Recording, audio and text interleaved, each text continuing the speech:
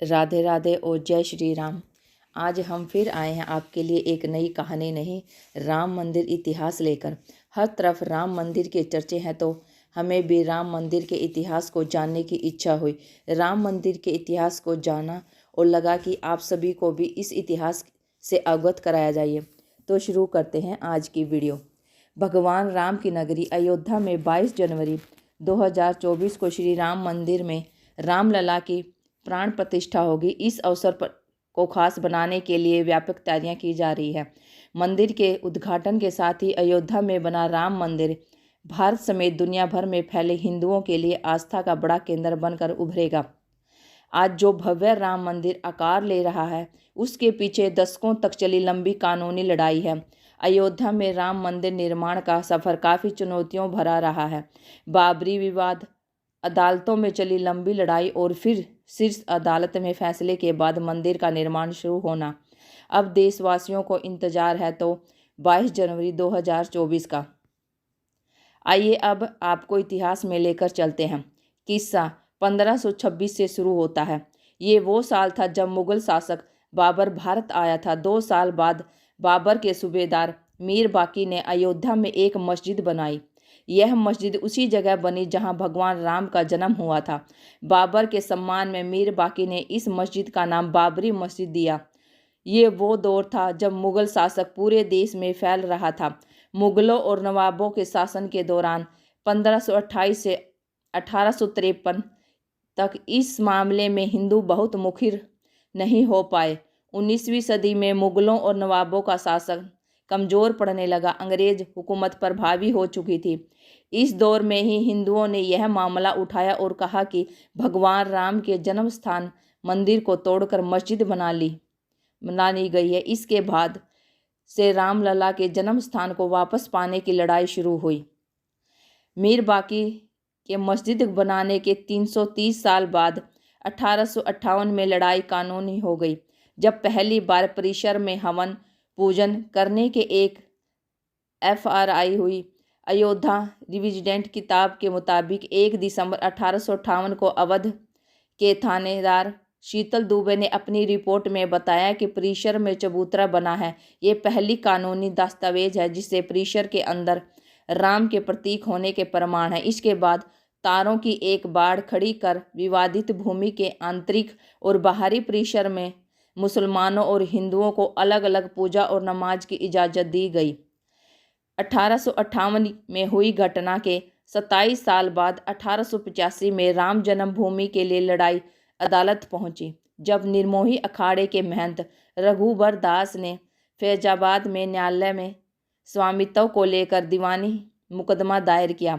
दास ने बाबरी ढांचे के बाहरी आंगन में स्थित राम चबूतरे पर बने अस्थायी मंदिर को पक्का बनाने और छत डालने की मांग की। जज ने फैसला सुनाया कि वहाँ हिंदुओं को पूजा अर्चना का अधिकार है, लेकिन वे जिला अधिकारी के फैसले के खिलाफ मंदिर को पक्का बनाने और छत डालने की अनुमति नहीं दे सकते। एक और जहां देश भर में अंग्रेजों के खिलाफ आंदोलन चलाकर आज़ादी लेने की मुहिम जारी रही, वहीं दूसरी ओर राम जन्मभूमि की लड़ाई भी जारी रही। देश के आज़ाद होने के 2 साल बाद 22 दिसंबर 1949 को ढांचे के भीतर गुंबद के नीचे मूर्तियों का प्रकटीकरण हुआ। आज़ादी के बाद पहला मुकदमा हिंदू महासभा के सदस्य गोपाल सिंह विशारद ने 16 जनवरी 1950 को सिविल जज फैजाबाद की अदालत में दायर किया। विशारद ने ढांचे के मुख्य गुंबद के नीचे स्थित भगवान की प्रतिमाओं की पूजा अर्चना की मांग की। करीब 11 महीने बाद 5 दिसंबर 1950 को ऐसी ही मांग करते हुए महंत रामचंद्र परमहंस ने सिविल जज के यहाँ मुकदमा दाखिल किया।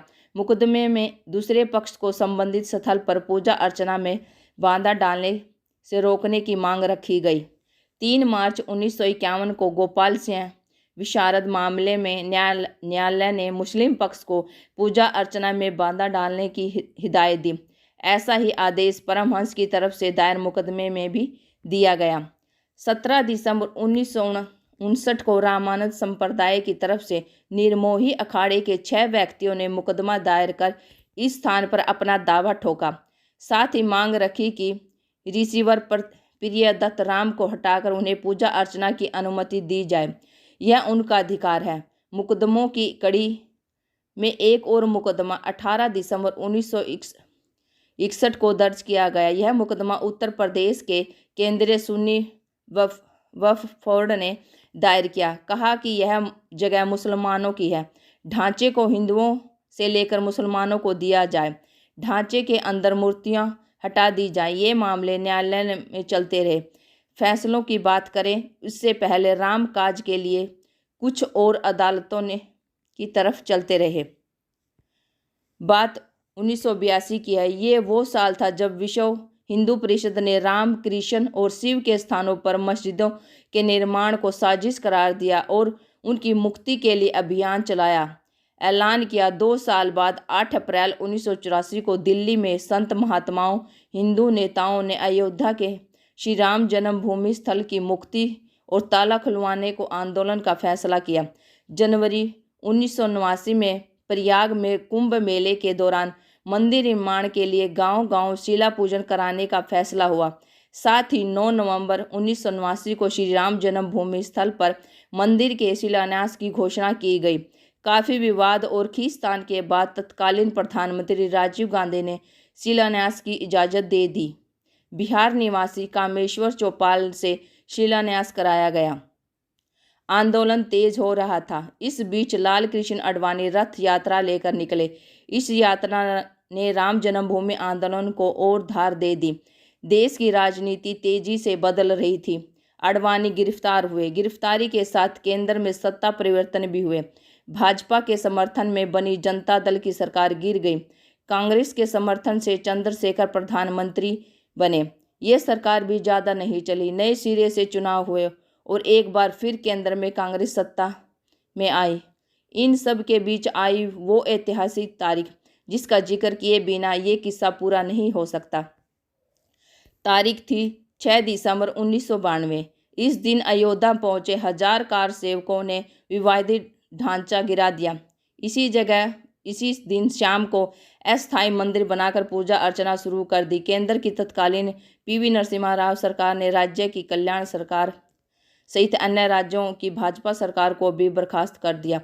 उत्तर प्रदेश सहित देश में कई जगह सांप्रदायिक हिंसा हुई जिसमें अनेक लोगों की मौत हो गई। अयोध्या श्री राम जन्मभूमि थाना में ढांचा ध्वंस मामले में भाजपा के कई नेताओं समेत हजारों लोगों पर मुकदमा दर्ज कर दिया गया। इसके साथ ही राम काज की कानूनी लड़ाई में मुकदमों की संख्या और इजाफा होने लगा। मुकदमों की बात हुई तो फिर से कानूनी लड़ाई की ओर चलते हैं और बात फैसले की करते हैं। एक फैसला 1 फरवरी 1986 को आया जब फैजाबाद के जिला न्यायाधीश KM पांडे ने स्थानीय अधिवक्ता उमेश पांडे की अर्जी पर इस स्थल का ताला खोलने का आदेश दे दिया।